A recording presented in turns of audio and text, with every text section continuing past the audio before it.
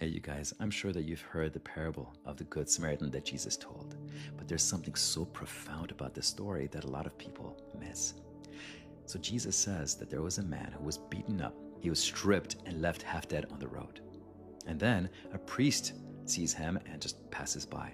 And then a Levite sees him and passes by. And these are the very people that you would expect to stop. So when they don't, you got to ask yourself, who would? And that's when a mysterious Samaritan just unexpectedly shows up. And that alone would have shocked Jesus' audience because Jews despised Samaritans. They were viewed as unclean, compromised, outsiders because they meddled with Gentiles.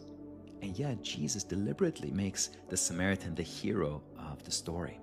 Now listen, at first it sounds like this parable is teaching us to be kind to one another, to love our neighbor. And that's true to some extent, but that's not the heart of the story at all. There's so much more. I want you guys to look closely at what the Samaritan actually does. It says that he is moved with compassion. He goes to the man, he binds his wounds, he pours oil and wine on them. He lifts him up onto his animal, and then he takes him to an inn, and he stays with him and personally cares for his wounds. And then Jesus adds one small detail, a detail that just changes everything, that carries the entire weight of the story. The Samaritan gives the innkeeper 2 denarii. Listen to this. Verse 35, take care of this man, he says. If his bill runs higher than this, I will pay you when I return. 2 denarii. Now at first glance, it sounds like maybe that covers a night, maybe 2 at most.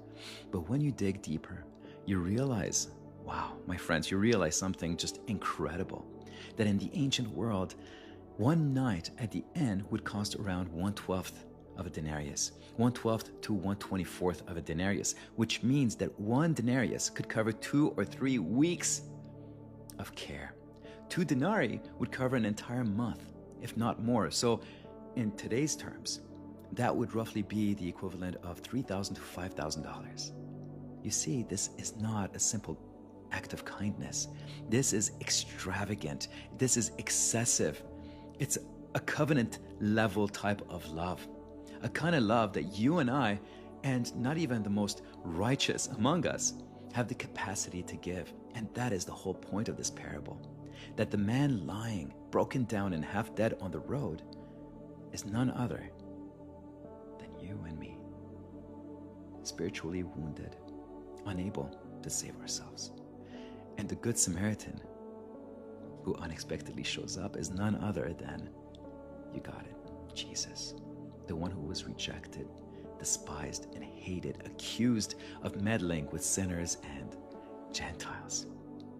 Yet he was so moved with compassion anyway that he cared for us. He carried us. He paid our debt in full. And then he promised to return. So you see, that's the beautiful good news, that the Good Samaritan isn't just a moral example. It is the gospel.